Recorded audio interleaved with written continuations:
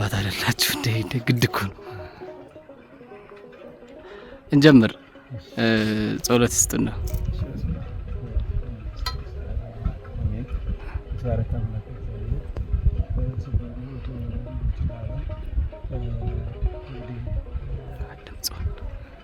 ድምጿን ጸሎታችንን ይቀበልልን አምላካችን። ቆይታችንን የሰላም የፍቅር የአንድነት ያደርግልን። ያሰብነውን ልቡናችንን ይፈጽምልን። ለሀገራችን ጽኑ ሰላም ያምጣልን። ያሰብነውን ይቋጭልን። አቡነ ዘበሰማያት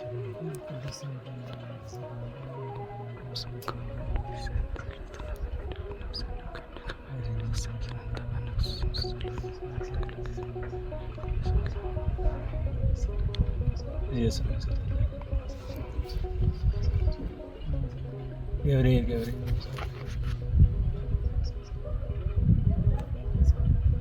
ኢየሱስ ክርስቶስ ራስዎን ያስተዋውቁኝ አባታችን። እሺ፣ በስመ አብ ወወልድ ወመንፈስ ቅዱስ አሐዱ አምላክ አሜን። እኔ መምህር ቆሞስ አባ ጳውሎስ ሲሳይ ይባላለሁ። የገዳማት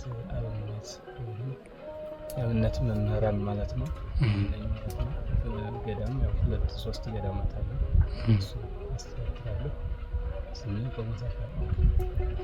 መልካም አባታችን፣ ምናልባት እንደው ካለን ሰዓት የጸሎት ሰዓትም እየደረሰ ስለሆነ እንደው ሰዓት እንዳንሻማ ወደ ቀጥታ እንግባ። ለእርሱ አዲስም አይደለም፣ ከዚህ ቀደም ሲንቀሳቀሱበት ነበረ።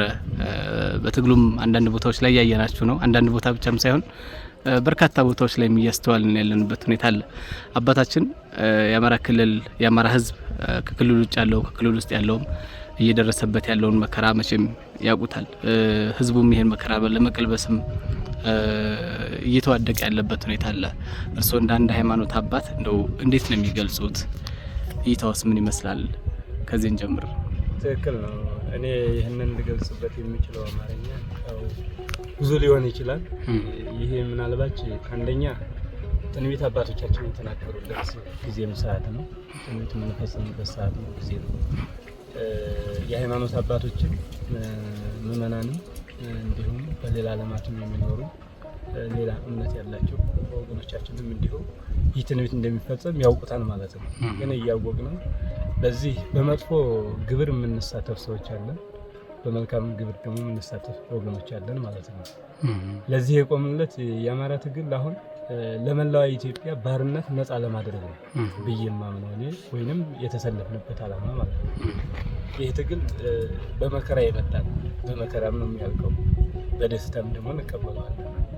ይህ ባርነት ብዬ ነው የማስበው። ጦርነቱ ከባርነት ነፃ እንሆንበት ነው።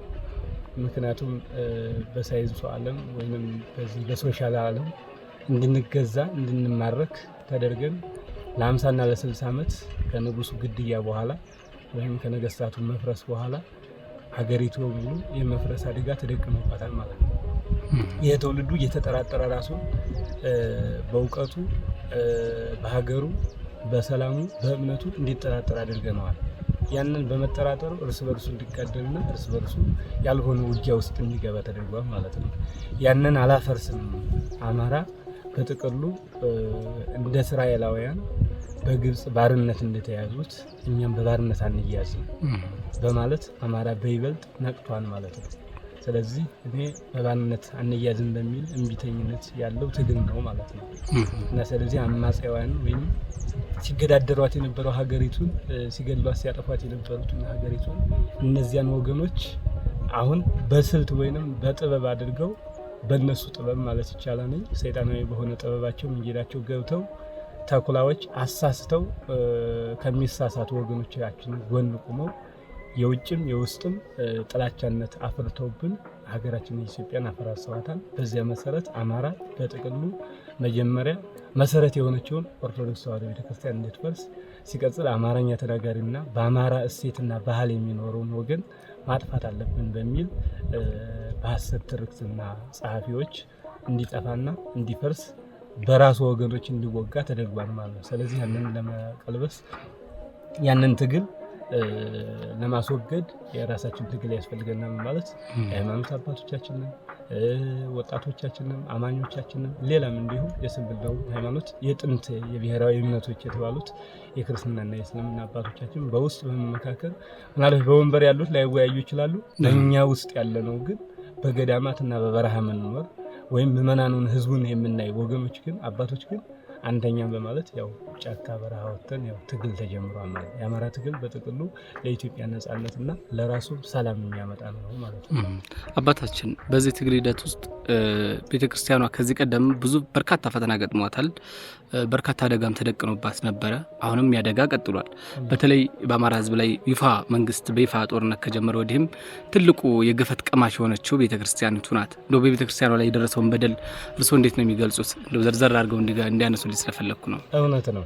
እንግዲህ ቤተክርስቲያኗ በመዘረፏና ቤተክርስቲያኗ በመጥፋቷ ምዕመናኖቿ በመጥፋታቸው ነው እኛ እዚህ መከራ ላይ እዚህ ስቃይ ላይ ልንወርቅ የቻልንበት ማለት ነው። ስለዚህ በቤተክርስቲያኗ የወደቀው መቃጠል፣ መውደም እንዲሁም ደግሞ ቅርሶቿ፣ ንብረቶቿ፣ እሴቷ፣ ባህሏ፣ ትውፊቷ፣ ዶግማኗ፣ ቀኖናዋ፣ ትውፊቷ እንዲሰረቅና እንዲመዘበር ወይንም እንዲጠፋ ሲቀጥል ሐሰተኛ ተኩላዎች አባቶች በውስጥ ተሰራጭተው እንዲማሩና አስተምሮት እንዲያካሂዱባት የተለያየ 99 እምነት ተከታይ አማኝ እንዲኖራት በእምነታችን ውስጥ ተጠራጣሪ አማኝ እንዲፈጠርባት ስለተደረገባት ቤተክርስቲያኗ በጥቅሉ ከምንለው ቁጥር በላይ ነው የጠፋችው ማለት ይቻላል። ምክንያቱም ቤተክርስቲያኗ ፊደል ናት፣ ቤተክርስቲያኗ ቀለም ነች፣ ቤተክርስቲያኗ ቋንቋ ነች፣ ቤተክርስቲያኗ የሀገር ግንባታን ነጻነትን ስታውጅ የነበረች ናት። ነገስታትን ንጉሶችን ለምሳሌ ዛሬ ያሉትን የዓለሙን መንግስታት እንተዋቸውና በዘመኑ በራሳቸው ቀይ ሰው ስለሆነ እየመሩ ያሉት ከህዝብ ወንበርን ወሰድነው ይላሉ። ግን ከህዝብ አይደለም የወሰዱት በራሳቸው ነው ማለት ወንበሩን የተረከቡት ወይም እየወሰዱ ያሉት ማለት ነው። ጥንት ግን ቤተክርስቲያን ነበረች የምታስረክብ የነበረች። ምክንያቱም ቅባ ንጉስ ቅባ መንግስት እያለች ማለት ነው ቅባ ክህነት እያለች እየቀባች ነበረ። አሁን ግን በቤተክርስቲያኑም ያሉ አገልጋዮች ቅባ ክህነት ሳይኖር ወይንም ዝም ብለው ሳይቀቡ በቤተክርስቲያኗ ስርዓት መሰረት ሳይፈጸም የሚሄዱ የሚገቡ አሉ። በሙስና የሚገቡ ሰዎች አሉ። በቤተ መንግስቱም ያሉ ደግሞ ቅባ መንግስት የላቸውም። የእግዚአብሔር አስተዳደርነት መንፈስ እንዳድርባቸው ያልሆኑ ናቸው ያሉት እና ቤተክርስቲያኗ እንድትፈርስ የተደረገው መጀመሪያ መሰረቷ አገሪቱ በጥቅሉ በእምነት የጸናችና በእምነት የመጣች ስለሆነች ንጉሳዊ የነበራትኝ በንጉስ የምትተዳደር ሁሉን የቻለ ሁሉን አቅፋ የምትኖር ስለነበረ ቤተክርስቲያን እንድትጠፋ ተደርጋለች ማለት ነው። ስለዚህ ቤተክርስቲያኗን እንዲህ ነው ብዬ መጠኛ ሰፍሬ ልናገረው የሚችል ቋንቋ የለብኝም። ግን ቤተክርስቲያኗን በጥቅሉ ከተገልጋዮቿ ከአማኞቿ አንገታቸው ላይ ማህተብ ካሰሩት ነጠላ ለብሰው ከሚሄዱት ምዕመናን በቀን አስቀድሰው በጧት ኪዳን አድርሰው ከሚመጡት ወንድሞቻችን ልጆቻችን ላይ እንደ ከፍት እንደ ፍየል ወይም እንደ በግ እንደ እንስሳ እየታረዱ እየተገፉ እየተገደሉ በአደባባይ ከሀገራቸው እንዲፈናቀሉ ተደርገዋል ማለት ነው። እምነታቸውንም እንዲለውጡ ተደርገዋል በግዴታ ማለት ነው። በግድም ከግድም በላይ ማለት ነው ተደርገዋል። ስለዚህ ቤተክርስቲያኗ የደረሰባትን አደጋ እኔ የሚገልጸው በዚህ አማርኛ ነው ማለት ነው።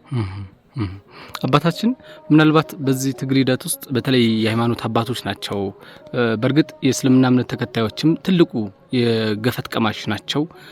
መስጊድም ትልቁ የገፈት ቀማሽ ነው። አዲስ አበባን ብናይ በዚህ ዓመት የፈረሰ መስጊድ ይሄ ነው ሊባል አይችልም። እስከ 35 የሚደርሱ መስጊዶች ፈርሰዋል። ህገወጥ በሚል መስጊድን አንድ ትልቅ የሃይማኖት ተቋምን በዛው ልክ ቤተክርስቲያናትም ምእመኖቹ ታርደዋል። ቆሎ ተማሪዎች ፋኖ ናችሁ በሚል ተገለዋል። ቄሳውስቱም ለፋኖ እንድታረጋላችሁ ፋኖን ትጸልያላችሁ ለፋኖ እንኳን ተብሎ መነኮሳት ጭምር በጅምላ የተጨፈጨፉበትን የምናስታውሰው ነው።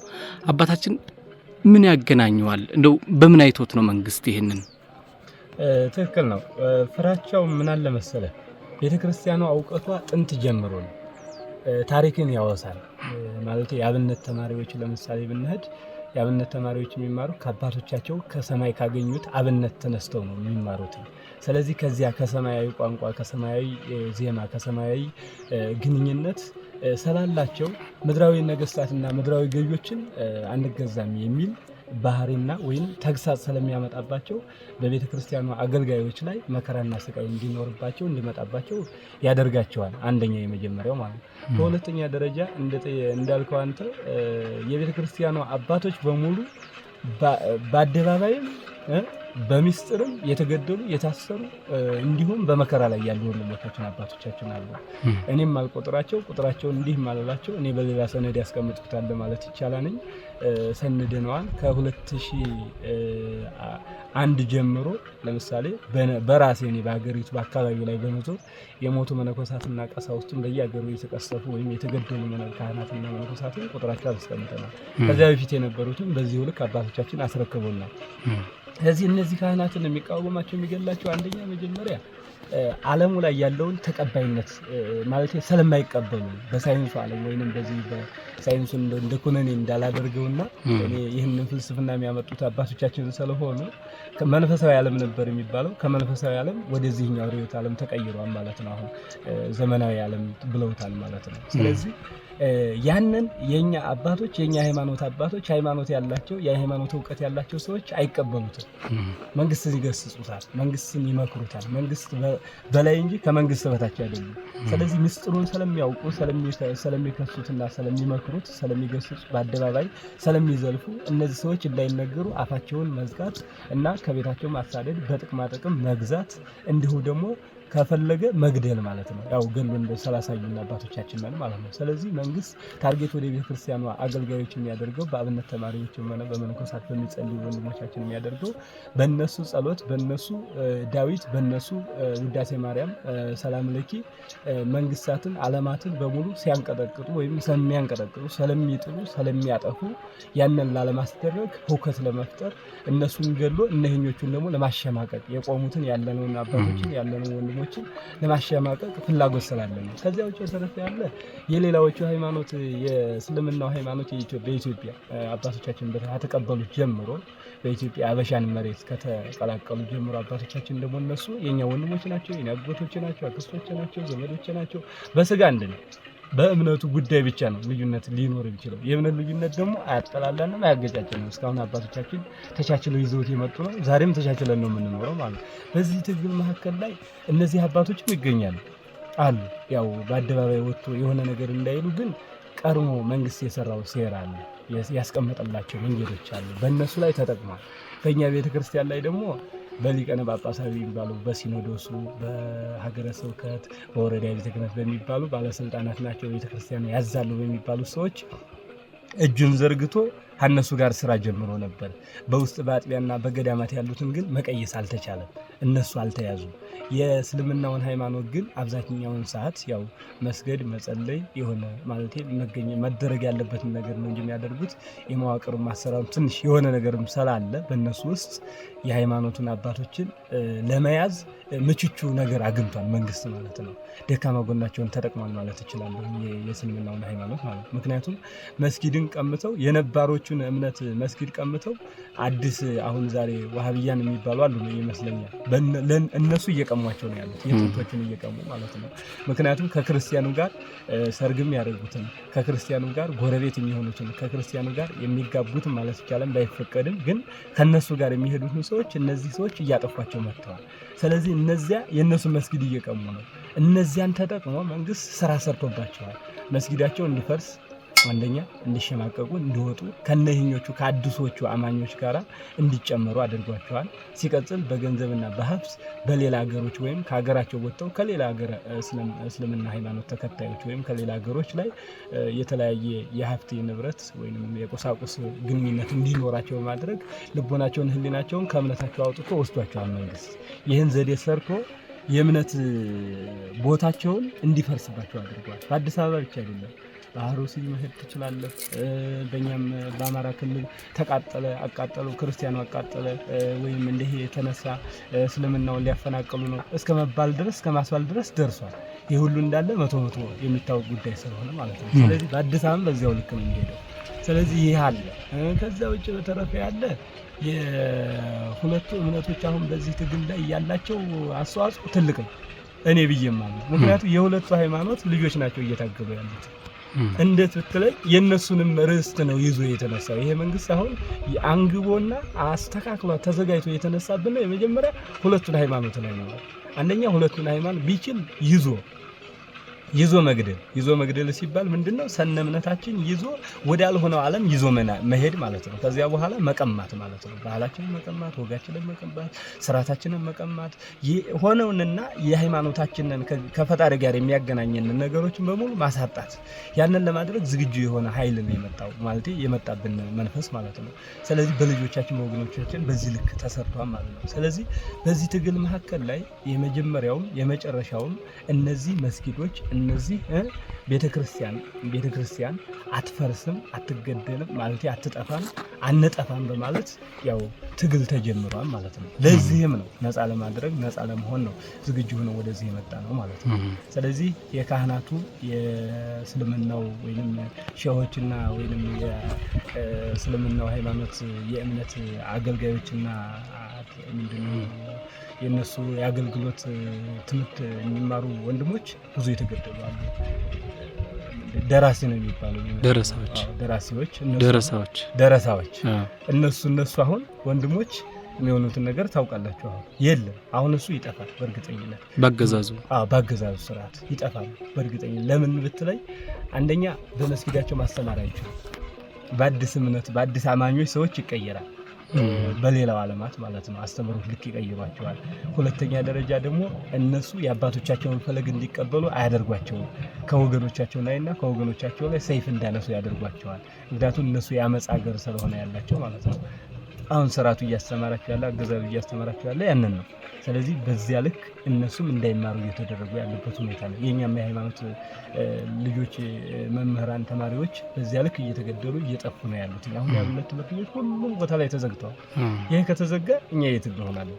የት እንኖራለን? ስለዚህ መቼም ከራብ ጦርነት ከሃይማኖት ጥፋት ጦርነት ካልሆነ በቀር ሌላ ሊያድንህ አይችልም። ተጋጥመህ ያለህን ያቅምህን የጉልበትህን በጸሎትም ጸሎት ሰይፍ ነው። አሁን ከሚተኮሰው መሳሪያ ከኬሚካሉ መሳሪያ የበለጠ ሰይፍ ነው የኛ ማለት ነው። እኛ ብለን የምናምንበት ሰዎቹ ግን የሚመስላቸው ይሄንን መሳሪያ ወይንም የሆነ ታንክ ወርውሮ መምታት ይመስለዋል። ግን በጸሎት የሚመታ ሰው ይበልጣል። በጸሎት አጋንንትን እናባራለን፣ ድውያንን እንፈውሳለን፣ ጎባጣውን እናቀናበታለን። እንደዚህ ሁሉ ጠላት የምናሸንፍበት ዋናው ትልቁ ጸሎታችን ነው። ግን ከጸሎታችን ተጨማሪ ደግሞ በአካል የሚታይ ሰይፍ ከተፈለገ ደግሞ እንደ መላእክት ይዞ መቆም ግዴታ ነው። ቤተክርስቲያናችን የለም ይባላል አይደል? ሰይፍ የላትም ወይንም ወታደር የላትም ይባላል። ከቤተክርስቲያን በላይ ከእምነት በላይ ወታደር ያለው የለም። ምናልባት ቀኝን ሲመታ ግራህን ስጥ የሚለው አስተምሮት እንደሆነ ምናልባት ቀኝን ሲመታ ግራህን ስጥ የሚለው አስተምሮት አስሮት እንዳይሆን ትክክል። አሁን ይህንን ያለው ጌታ ለወዳጅህ እንጂ ለጠላት አይደለም። ወዳጅህ ደግሞ ማን እንደሆነ እናውቀዋለን። ወይ የገዛ ወንድሜ ነው። የገዛ ወንድሜ ደግሞ በሰላም በፍቅር በእምነቴ አንድነት ያለው በአገርነቱ ጽናት ያለው እንደኔው የጋራ አምልኮት የጋራ ስርዓት የጋራ ታማኝነት ያለው ወንድሜ ሊመታኝ ወይም ፍላጎት ወደኔ በሆነ ፍላጎት ሊያጠፋኝ የሆነ ነገር ሊሆን ከሆነ ቀኝ ግራዬን ልሰጠው ይችላል። ግን ያ ካልሆነ ግን በሌላ ጥላቻነት የመጣ እንደነ ጣሊያን ወይም የጣሊያን ስሪት ያላቸው አፍሪካውያን ወይም የጣሊያን ስሪት ጥቁር የኛው የራሳችን ጥቁር አፍሪካውያን የሆኑ ከመጡ ግን እኔ ወዳጆቻችን ሳይሆኑ ጥላቶቻችን ናቸው። ምክንያቱም እምነቴን ሊያጠፋ ነው የመጣው። እኔ ራሴን እኮ አጥፍቶ የእምነቴን ግንብ እኮ ነው የሚያጠፋው እኮ። ለዚህ ሰይፍ እንጂ ሌላ ያስፈልገው ግራዬንም ቀኝንም የምሰጥ አይደለም። ጅልም አይደለንም እኛ። ያነ ለሌላ ነው ለገዛ አገልጋዮች ተገልጋይ እዚህው እርስ በርሳችን በምንናቆርበት እርስ በርሳችን የሆነ በምናደርግበት ጉዳዮች በምንነሳሳው ግራና ቀኝ ይህን ስጥ የሚለው ለዚያ ነው እንጂ ስራዬ ብሎ ስልት በስልታዊ በምንድነው የሚባለው በሴራ ተሲሮ የመጣን ጥላት አሁን አንተ ቀኝን ሰጥተህ ግራህን መስጠት ይሄ አጥፉኝ ማለት ነው። ዓለም ላይ እንጥፋ ማለት ነው። ሰነ እምነታችን ሰነ ባህላችን ሰነ ወጋችን ሰነ ስርዓታችን የመጣንበትን ዓላማ ሙሉ እናጠፋዋለን ማለት ነው። ስለዚህ ሰው ትውልድ አይኖርም ማለት ነው። እርሱ ይሄን መንግስት ከአጋንንት ለይቶ አያዩትም? አረ አጋንንትማ እኮ የራሱ መልክ አለው። ራሱ እኮ ስንገስጸው እኮ ይርቃል እኮ ስንጸልይበት እኮ ይርቀናል። ይሄ እኮ የተለየ እኮ ነው። ባህሪው ከአጋንንትም ለየት ያለ ነው ማለት አዲስ ስም ገና ሊቃውንቱ አባቶቻችን አልሰጡትም እንጂ ከዳቢሎስም በላይ ነው ብዬ የማስበው እኔ በእኔ ባህሪ። አዎ ምክንያቱም ያልተነካ ያልነካው ነገር የለም። እምነትን ነክቷል፣ ባህልን ነክቷል፣ አገርን ነክቷል፣ ወገንን ነክቷል። ያልተሆነ ነገር የለም። በቃ ማለት ከዚህ በኋላ እኔ የሚመስለኝው ምናልባት ስሙ አውጥተን እንደዚህ ያለ ነው ለማለት ካልሆነ በቃ ከአጋንንት ለለይቶ የሚታይበት ነገር የለም። ግን እጥፍ ከአጋንንት በላይ እንደሚሰራ ግን አውቃለሁ። እኔ የማውቀው በእሱ ዘንድ ያለው መንግስት ከአጋንንት በላይ ስራ ይሰራል። ከአጋንንትም በላይ ደግሞ እየሰራም ስለሆነ በአካልም በተግባርም ነው የምናየው። በውስጥ ሲያሸንፉት በውጭ ይሄዳል፣ በውጭ ሲያሸንፉት ደግሞ በውስጥ ይገባል፣ በማጀት ይገባል። አሁን እኮ ከምድጃችን ገብቶ እኮ እንጀራ እየጋገረ እያበላን ያለ አካል እኮ ነው ያለ አገዛዝ። እኔ በዚያ ልክ ነው። አባታችን እርስዎን በተደጋጋሚ አማራ ፋኖ በወሎ በሚንቀሳቀስባቸው ቀጠናዎችም በሌሎች ቀጠናዎችም እናየውታለን። አንዳንድ የመንግስት አካላት እርስዎንና ሌሎች የሃይማኖት አባቶችን በትግሉ ሲያዩ አያችሁት፣ ትግሉ የኦርቶዶክስ እምነት ትግል እኮ ነው፣ የክርስትና ትግል ነው፣ ስለዚህ ጸረ ሙስሊም ነው፣ ጸረ ሙስሊም ነው፣ የሃይማኖት ትግል ነው በሚል ቅስቀሳ ያደርጋሉ። የሃይማኖት አባቶች በተገኙበት ይገደሉ ሁላ ብሎ የሚያውጁ የብልጽግና አክቲቪስቶች አሉ። እርስዎ ምንድነው ምላሹ? በትክክል ነው። አሁን ይሄ ትግል የአማራ ክርስቲያኖች ወይንም የኢትዮጵያ የክርስቲያኖች ትግል ነው የሚለው ይሄ የማያስገድ ነው። ለምን ብትለኝ ኢትዮጵያን ከመጥፋት ለመታደግ የወጣን የሃይማኖት አባት ወይንም አገዛዙ የሃይማኖት አባቶቻችን ወጥተው እንዳይታገሉ የሁለቱም ተፋቅረው በመዋደዳቸው በመፋቀራቸው የቀና ሰይጣን ነው እንጂ ይህንን እያለ ስያሜ እየሰጠ ያለው አንድ ሰው እስከሆነ ድረስ ሃይማኖትን ለብሶ መታገል ይቻላል። በሃይማኖት ውስጥ ሆኖ መታገልም ይቻላል። ምክንያቱም ታጋዮቻችን ክርስቲያኖችም ናቸው፣ እስላሞችም ናቸው፣ ሙስሊሞችም ናቸው። ሌላም እምነትም ተከታዮች አሉት። ወደፊት እንዳገሪቱ ሁኔታ እያየ ነው የምንሄድበት እንዳለ ሆኖ ማለት ነው። ስለዚህ የእምነቱ ተከታዮች ወንድሞቻችን ልጆቻችን እየተገደሉ በቀን በ24 ሰዓት ቅዱስ ጳውሎስ እንግዲህ ስላንተ እገደላለሁ ነው ያለው። ቀኑን ሁሉ ስላንተ እንገደላለን ነው። እኔ ስለ አማራ ህዝብ ስለ ኢትዮጵያ ህዝብ ቀኑን ሁሉ እገደላለሁ ብዬ ነው ማለት እንደ ቅዱስ ጳውሎስ። የሱን ያህል ባልሆነ እንኳን የሱን ስልጣን ይያለሁ ነው። ስለ ቅዱስ ጳውሎስ ስልጣን ይያለሁ ነው። እኔ ስለ ሰዎች ሞታለሁ ነው እንጂ ያልኩት ስለ እምነቴ የምሞትለት ውስጣዊ ነው። ሞቴ ነው የምሞትለት። ቅዱስ ጳውሎስ ሲሞት እኮ ስለ አሕዛብ ነው የሞተው። ምክንያቱም እየረጨ እያስተማረ እየዘራ ነው የሞተው የተገደለው ማለት ነው። ተዘግዝቆ ተቆልቁሎ አንገታቸው ተቆርጦ ሐዋርያት ሰማዕታት ሲሞቱ ስለማንም አይደለም ያሉት፣ ስለ ሰው ልጅና ስለ እግዚአብሔር ቃል ስለ እምነት ሲባል ነው የሞቱት እንጂ አሕዛቦችን ወይንም ተለይተናል ለክርስቲያኖች ብቻ ነው ለይቼ የሞትኩትኝ የሚል ሞት የሞተ ጻድቅና ሰማዕት እስካላየሁ ድረስ የምሞተው አንደኛ የመጀመሪያ ከጎኔ ለቆመው ክርስቲያንና ለሚቆሙት ወንድሞቼ እሞታለሁ። ሁለተኛ ደረጃ ደግሞ ሰው ለሆነ ፍጡር ለሆነ ሰው ሁሉ እንሞታለን ማለት ነው። ስለዚህ አገዛዙ ወይንም በአገዛዙ ስርዓት ውስጥ ያሉ መሪትና ተመሪ የተባሉ ሰዎች ስለሚሰጡት ስም ስለነሱ ትርክት ዛሬም ካወራን ነገም ካወራን አያልቅም። እኔ ብዬማምነው ማለት በጥቅሉ ግን እኛ የምንታገለው በጥቅሉ በሁለቱም ሃይማኖት ውስጥ ያለን አባቶች እስካለን ድረስ ማለት ነው። በእኛ ውስጥ በፍቅር በሰላም ታግለን የምናሸንፈው ትግል የጀመርነው አንደኛ የሁለቱንም ሃይማኖት ለማስጠበቅ ሰው እምነት ከሌለው አገሩንም ራሱንም እናቱንም ስለሚገል እምነት መኖር ስላለበት በአገር ላይ አንደኛ አገሪቱ በእምነት ስለሆነ የጸናችው የመጣችው። ምክንያቱም ይሄን ሁሉ የምንዘወርበትን የምንሄድበትን ዓለም በሙሉ አገር እያሰላችን ያለችው ወይም እነ ላሊበላን እና አክሱምን እናያቸው በሃይማኖት የተሰሩ ናቸው። ሃይማኖታዊ ነገስታት እንደነበሩበትም የሚያወሳ የሚያሳይ ርስት ስላለ ማለት ነው።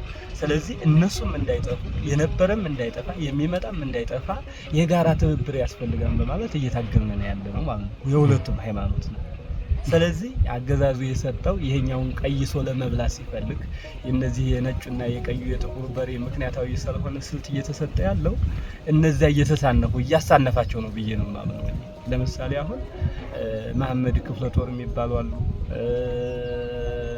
ማንጅብረን የሚባል ክፍለ ጦር ጅብሬን ክፍለ ጦር አለ። አባቶቻችን ይሄንን ወንድሞቻችን ይሄንን ልጆቻችን ይሄን ስም እየሰጠን ነው አሁን የምናንቀሳቀሰው ማለት ነው። ሲቀጥል አሁን እኔ ለምሳሌ እንደ ወሎ እንቀሳቀሳለሁ ማለት በየሰዓቱ በየቀኑ።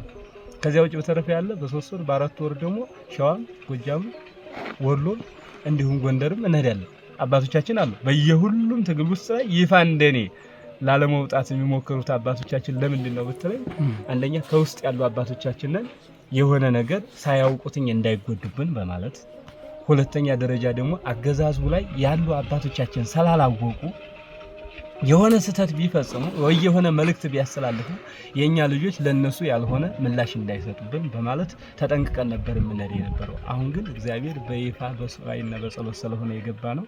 በይፋ በጸሎት እንድትወያዩ፣ እንድትመካከሩ፣ እንድታስተላልፉ የምናገኛቸውን መድረኮች በሙሉ እንጠቀማለን። ሚዲያም የመድረክ መጠቀሚያ ነው። ምናልባት ሚዲያ ስለወጣን አደባባይ ስለወጣን እንዲሆኑ ለምን ሚዲያ ይወጣሉ ምናምን ይሄ ያው የምታውቁት ቅዱስ ጳውሎስ ምን ነው የዛን ጊዜ ሰዓት በኖረ እነ ቅዱስ ጳውሎስ ያሳዩ ነበር በዘመኑ ስለሌለ ነው ስላልነበረ ነው። አሁን ግን እኛ ስላለ ይሄ ከዚች ቁጭ ብዬኔ የአማራን ፋኖ ብቻ አይደለም የኢትዮጵያን ፋኖ የነበሩትን ጥሪ አድርገን እንደ ጥንቱ እንደ አባቶቻችን እንደነ ምኒልክ ምክንያቱም ቤተክርስቲያን ወይንም አሁን ፋኖ ያለበት ደረጃ ወይም ፋኖ የሚባለው አደረጃጀት ዛሬ ብቻ አይደለም የተጀመረው ከኤዲት ጉዲት ጀምሮ ከግራኝ አህመድ ጀምሮ አባቶቻችን እየተደራጁበት የመጡት ሰይፋቸውንና ጎራዴያቸውን ይዘው ቀስታቸውን ይዘው ያላቸውን በትራቸውን ይዘው ወዴት ነበር የሚዘምቱት የነበረው በጋራ በመሆን ምንም አይነት ነገር ልዩነት ሳይኖራቸው በአንድ ላይ ሆነው እምነታቸውን አገራቸውን አቆይተውና በማን ስም በፋኖነት ስም ቆመው እስካሁን እየታገሉ ማለት ነው። አሁን ደግሞ ይህ አገዛዝ ደግሞ የመጣበት በዚያ ልክ ነው የመጣው። እኛ አባቶች ይህንን ስላወቅን ስለነቃሁ እኔ ራሴ ስለነቃሁ ነው ቀድሜ አባቶቼ ጋራ በሱባኤ በጸሎት በዋሻ ስለታያየንና አብሬ ስለነበርኩኝ ገልጾልኛል። ምንየደን ሄጃለሁ። ከኔ በኋላ ያለው አባቶች ግን በሺህ የሚቆጠሩ ዲያቆናት አሉ፣ በሺህ የሚቆጠሩ ካህናት አሉ፣ በሺህ የሚቆጠሩ መነኮሳቶች አሉ ከኔ በኋላ ያሉ አባቶቻችን። ከዚያ ሲቀጥል ደግሞ በእስልምናው ደግሞ የእስልምናው ሃይማኖት ተከታዮች ወንድሞች ልጆች አሉ፣ የእስልምናው ሃይማኖት አባቶች ደግሞ አሉ። እነሱ ደግሞ በየሜዳ አሁን በመድረኩም ሆነ በማንኛውም በሚገኘው መድረክ ላይ እንዲቀርቡ የማድረግ መንገዶችን አዘጋጅተናልም ተዘጋጅቷልም አሁን ተደራጅቷል ማለት በእናንተ ቡድን በእኛ ማለት ነው። ባለንበትም ቀጠና ካለንበትም ቀጠና ውጭ ማለት ነው። ከሌላም አካባቢዎች ላይ ለምሳሌ አፋር ወለጋ አካባቢ የሚንቀሳቀሰው የኛ ፋኖ ማለት ይቻላል ደቡብ ላይ የሚንቀሳቀሱትን ከዚህኛ ወሎ ላይ ትንሽ የእስልምና ሃይማኖት ያው በዛ ያለ በርከት ያሉ ወንድሞች ስላሉና እነሱን በማያያዝ የእያንዳንዳቸው ተልኮና ሐሳብ በመስጠት ነገሮችን ያንቀሳቀሱ ነው ያለው። ስለዚህ ይሄና የስልት መምቻ እንጂ የሃይማኖት የግል ተብሎ የሚባል ትግል የለንም። ሲቀጥልም ያንን ብናደርገው ኑሮ ቀርመነኛ የክርስቲያን ትግልና የእስልምና ትግል ብለን ነበር ማለት ግን የክርስቲያን የእስልምና ትግል ብለን አልጀመርንም አይጀመርም። ይሄ ፖለቲከኛው ለመቀየስ የሚያደርገው ሴራ ነው ማለት ነው። ፖለቲከኛ ደግሞ ውሸትና ወሬ ስለሆነ ሁሉ ጊዜ የሚያወራው እኛ አባቶች ይሄ ምንም ነገር አይመስለንም መስሎም አይታየንም እናንተም እንዳይመስላችሁ ብዬ ነው ማስተላለፍ። አባታችን የሥራ ኃላፊነታችሁ ምንድነው? አሁን የገለጹልኝ ያሉ ከእስልምና እምነቱም በየቀጠናው የተመረጡ አባቶች ከክርስትና እምነትም እርሶንና ሌሎች የእርሶን ወንድሞች አሉ ተመርጣችሁ የተንቀሳቀሳችሁ መሆኑን ገለጹልኝ። ምንድነው የሥራ ኃላፊነታችሁ? አንደኛ የትግሉ የበላይ ጠባቂዎች ነው የሃይማኖት አባቶች። በሁለተኛ ደረጃ ህግም ስርዓቱም ሲወጣ ተከታዮች ነው። ማንኛውን ነገር የምናወጣው የምንሰራው እኛ ነን። እነሱ ጋር ከልጆቻችን ጋር ሆነን እቅድና ስርዓትን እናወጣለን እናወርዳለን። ሲቀጥል በትግሉ ውስጥ ወይ ፋይናንስ ሊሆኑ ይችላሉ ወይንም የህዝብ አስተዳደር ሊሆኑ ይችላሉ ወይንም ህዝብ ግንኙነት የሆኑም አባቶች ወንድሞችም አሉ። ስለዚህ እንደኔ የሁሉም የበላይ ጠባቂ ነን እንዳማራ ማለት ነው።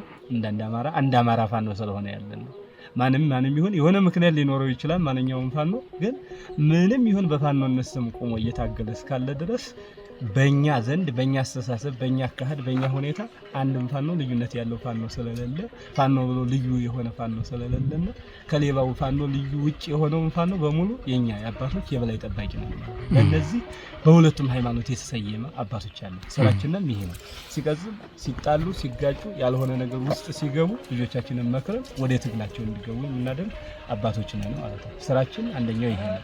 ሁለተኛ ሲቀጥል በውስጥ ያሉትን ሲረብሸን ሲያስጨንቀን ሲያጠፋን የነበረውን በሙሉ አገራችንን ሲበትናት የነበረበትን ስልት በሙሉ ለመሪውም ለተመሪውም በማስተማር ውይይቶቻችንን በመቀጠል በየቀኑ ኮርስና ሐሳብ በመስጠት ስራችን ነው የመጀመሪያው መደባችን ስራ ይሄ ነው ማለት ነው። ስለዚህ ለጦር አለን ወር አለን ሻለቃ አለን እዛ አለ ከዚያ ላይ ደግሞ ሲቪል አስተዳደር አለ። ይሄን የምናዋቅረው ምን ሰራው ነው አሁን አባቶቻችን ልጆቻችን ያስጠጋን እያነቃቀን ያለ ነው እንጂ ለነገራችን ሁለቱም ሃይማኖት አባቶቻችን ናቸው ነገሮች እያከራከሩ እየሰሩ ያሉት እንጂ ልጆቻችን መጀመሪያው ላይ ጥይት ተኩሰው መመለስ ብቻ ነው የነበረው በእኔ ሐሳብ ወይም በእኛ አካባቢ። ከዚያ ላይ ደግሞ ትንሽ ውቅና ያላቸው ነገሩ የገባቸው ችግሩ የገባቸው ፊትም እየጮሁ እንደናሳመነው ሲጂ ሞቱ ወንድሞቻችን አሉ፣ በህይወት ያሉ ወንድሞቻችን አሉ። እነሱም አብረው ከኛ አባቶቻቸው ጋር እየተወያዩ እየተመካከሩን ለህዝቡ የሚያመቸውን የሚሰራውን ነገር እየሰራ ነው ያለው ማለት ነው። ይሄ ነው ያለው። አሪፍ ሸጋ አባታችን መልካም ግሩም ስራ ነው እየሰራችሁ ያላችሁት። ግን እንደው ብዙሃኑ የሚጠይቀው ጥያቄ ላንሳለዎት። እርስዎን የመሰለ አባት ያለ በትግሉ ዘርፍ ከእስልምናውም ትላልቅ አሁን በካሜራ አላገኘናቸውም እንጂ በቀጣይ የምንሰራቸው ይሆናል ትላልቅ አባቶች አሉ። እናንተን የመሰለ አባቶች ያለ አባታችን ለምን የፋኖ አንድነት ዘገየ? በየቀጠናው አሁን ፋኖ መተኮስ ይችላል፣ ፋኖ መምታት ይችላል፣ አሳይቶናል። ግን አንድ ሆኖ አንዳንድ ቃል ተናጋሪ እንዳንድ ልብ መካሪ ሆኖ ባንድ አለመቆሙ ምንድነው?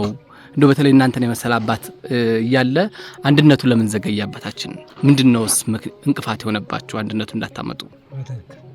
አንደኛ በመጀመሪያ ስንወጣ የጋራ ኮማንድ ወይም የጋራ ህግ ባለመኖሩ እሱ ትንሽ ስራት አበላሽቶብና እውነት ስለሆነ መነጋገር ያለብን ነው ማለት ነው።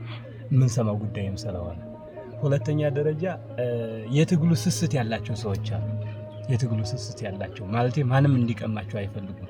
አጭበርባሪ የበዛበት ጊዜና እለት ስለሆነ ያለው ሁሉም በየሻለቃው ሁሉም በየክፍለ ጦሩና በየኮሩ ሌላ አካል መጥቶ አንድ እንሁን ባላቸው ጊዜ ተቀምጦ የሚወሰድ መስሎ የሚታያቸው ወንድሞች አሉ። ትክክልም ናቸው። እየተጠነቀቁ ስራ እየተሰራ ነው ያለው። ይሄ በጥንቃቄ እየሄደበት ያለ ነው። በሁለተኛ ደረጃ ወይም በሶስተኛ ደረጃ እኔ ይህንን የማስብበት የማምንበት አንዱ ትልቁ ነገር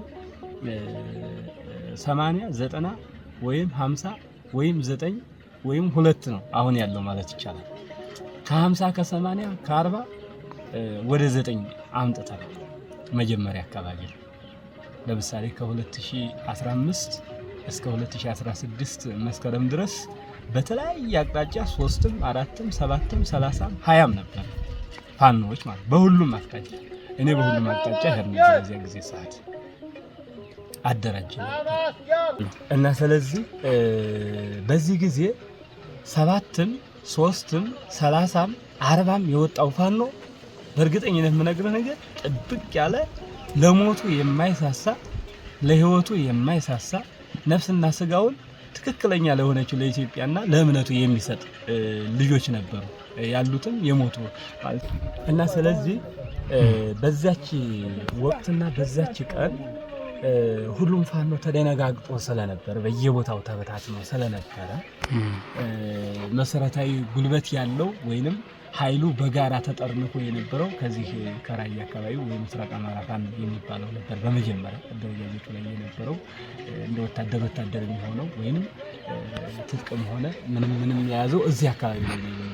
ከዚያው ተተረፈ ያለ በልዩ ኃይል በምናምን ነበር ስለነበር ያ ሁሉ ጥሪ ስላልተደረገልን መሀከል ላይ አማራ ታፍኖ ነበር በዚያ ጊዜ ሰዓት እና ያንን የቆጫቸው ያወቁ በውስጥ ኮርስ የወሰዱ በውስጥ እውቀቱ ያላቸው ሰዎች ወጥቶ 3ም 4ም እየሆኑ ያው የስርዓቱን ወይንም ያገዛዙን ዓላማ ሐሳብ እየሞቱ በህይወታቸው እስከዚህ እስካለንበት ጊዜ እንዲደርስ አድርገዋል ማለት እስከሆነ ጊዜ እንዲሆን አድርገውታል።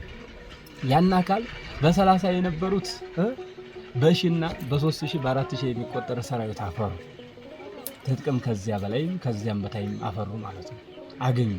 በህዝብም እንደዚሁም በቀበሌም በወረዳም በተለያዩ ከተማዎች ግባቶችንም ሆነ ቦታዎችን ያዙ። ከዚያ ሲይዙ እኛ በመጀመሪያ ላይ 2016 ላይ አካባቢ ከጎጃምም ከሸዋም ከወሎም ከጎንደርም በጥቅሉ 4ቱም አቅጣጫ ያሉ አመራሮችን በጋራ ከውጭ ወንድሞቻችን ጋር በመገናኘት ከውጭ ያሉት ጋራ እነሱ ማለት ስለሚያስተባብሩላቸው እነሱ እንዲያግባቡንና እንዲያግባቧቸው ለማድረግ እኛ መሀከል ላይ ተጨምረን ለመሰብሰብ በደብዳቤም በአካልም በተግባርም በመሄድ ማለት ነው በመገኘት በቦታው በመገኘት ስራዎችን ሰርተናል። ስንሰራ በዚያ መሀከል ላይ ያገኘነው ነገር ቢኖር ምንድነው የዛን ጊዜ ሰዓት አንደኛው ወታደራዊ ስራዎችን እንስራ ይላል። መጀመሪያ በትጥቅ ስለሆነ መሄድ ያለብን ነው ትጥቅ ይላል። አንደኛው ደግሞ ሲቪላዊ አካሄዶችን እንሄድና በሲቪል አደረጃጀት ገብተን ውጊያችንን እናድርግ የሚል ሐሳብ አንስተው እንዲፈረካከሱ እንዲለያዩ አደረጋቸው ማለት ነው። ይሄ መለያየት ነው ማለት ለለቱ ለጊዜው መለያየት ነው። ለጊዜውና ለሰዓቱ። ከዚያ በኋላ መጨረሻ ሰዓት ላይ ኔትወርክም ስለሌለ በዚያን ጊዜ ሰዓት ዝግ ስለነበረ በአማራ ክልል ማለት ነው አመራርና አመራር መገናኘት አልቻለም።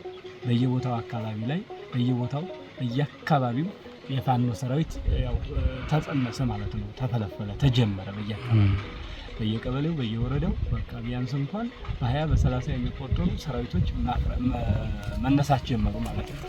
ኃይል ፈርሶ የነበረው በአድማ በተና ፖሊስ ያለው እየከዳ መከላከያ የነበረው ያው የትግሉን ተቀላቀለ ማለት ነው። የትግሉን መሰረት ያዘ ማለት ነው። እነዚህ አካሎች 80 እና 90 ያልናቸው ወይም 40 እና 30 ያልናቸው ሰዎች ወደ አንድ ተሰብሰቡ ስንላቸው ብዙሃን ስለሆኑ ለመሰብሰብ ጊዜ ፈጅ። ከዚያ መሃል ላይ ደግሞ የጠላት ደግሞ አጀንዳዎች አሉ። የጠላት አጀንዳዎች ማለት ተቃራኒ ክፍሉ የመንግስት አጀንዳ ያላቸው ሰዎች ደግሞ ምን ሐሳብ አስቀመጡ?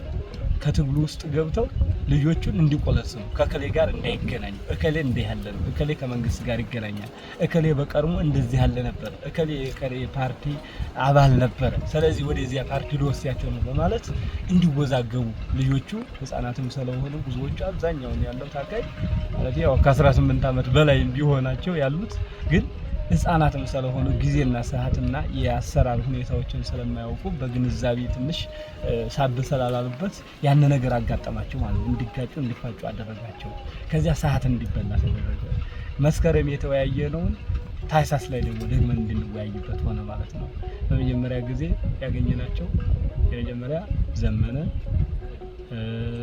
እናሰግድን ከሸዋ ከጎጃም ዘመነን ከወሎ መሬን እና አበበ አንተ የሚባለውን እና ጎንደር ደግሞ እነ መሳፍንትን ሁለቱን ሽማግሌውንና መሳፍንትን ማለት ነው ሁለታቸውን አርበኛ መሳፍንትን አገኘነ ማለት ነው። እነዚህን በኮንፈረንስ አድርገን ከውጭ ያሉ አባቶችና ወንድሞች ጋር ሆነን አወራናቸው፣ አነጋገርናቸው ማለት ነው። አነጋግረን የጋራውን የበላዩን ለመስራት ነበር። በዚያን ጊዜ ሰዓት በጣም ትሁት ነበሩ። ትትናቸው፣ ትግስታቸው አንተ ላንተ የሚለው ነገር ነበር ያየ ነው የኛ ማለት ነው። አሁንም ጸብ እንዳለ ብለን አይደለም እናስበው። በእርግጠኛ በፋኖ ጸብ እንደሌለ ነው የማውቀውም ማለት ነው። በአካልም እየደረስነ እያየነው ስለሆነ ማለት ነው። የሚገፋፋቸው ሀሳብ የራሱ የሆነ መንገድ ይኖራል። ያው ስለምታውቁት እናንተ በዚያ ልክ አለ። ከዚያ መጨረሻ ሰዓት ላይ ፋኖ አንድ እንዳይሆን የመጨረሻና የመጀመሪያ የተጀመረበት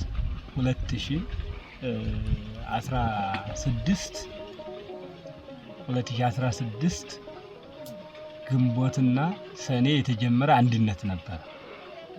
ሐምሌ ላይ ሲጨርስ ሁለታቸው ከ9 ፓርቲ የነበረው ወደ 2 እንዲከፈል አደረጉት። አንድ መሆን እየተቻለ ማለት ነው። የዚያን ጊዜ ሰዓት ጠላት ነበር ብዬ ማሰብ የሆነ ሐሳብ ያለው ሰው አለ ወይም ሳያስቡት ሳያውቁት የዚያን ጊዜ ሰዓት የጠለፋቸው አካል አለ ብዬ ነው የማምንበት የማስብበት። በዛች ሰበብ ከውጭም ከውስጥም ያለው ሰው እየገፋ ልጆቻችን ወንድሞቻችን አንድ እንዳይሆኑ አደረጋቸው ማለት ነው። እየታገሉለት እየሞቱ በየቀኑ በየሰዓቱ ከሀፍቶ እስከ ህይወታቸው ድረስ ራሳቸውን እየሰጡ ግን አንድነቱ የተባለ ጊዜ የሆነ የራሳቸውን ቡድን ብቻ ይዘው በመቆም አንድ ላለመሆን የሚጥሩት ነገር የሚሞክሩት ነገር አለ። ይሄም አንድ ላለመሆን የሚሞክር አካል የለም። በሐሳብ ግን የሚያስቡት ሐሳቦች አሉ የሚደነጋገጡበት የራስን ባህሪ ይዞ መሄድ ማለት ነው። ስለዚህ አሁን ፋኖንኛ እየሸከፍን እየሰበሰብን አንድ ለማድረግ ያልጣርነው ጥረት የለም ማለት ነው። በየቦታው ያለው በየቦታው አንድነትን ለመስራት ተሰብስበናል፣ ተሸክፈናል። ከሰራናቸው አንድነቱ ግን የመጀመሪያም የመጨረሻም ብለን እስከ 2017 ድረስ እንዲጨርሱ ብለን አሳይመንት ሰጥተናል። እኛ እንትናይቺ ፍልሰታ ጾም ላይ ሱባኤ ገብተን ስለነበረ ለሱባኤ ለጸሎት ይዘናል። እናንተ ይሄን ጨርሳችሁ እንድትቆዩ ነው ብለን ነገሮችን አስቀምጠን ነበር። የውጮቹም የውስጦቹም እናወያያቸዋለን ማለት አቆይተውት ነበር። ስንወጣ ግን ሆኖ አላገኘንም።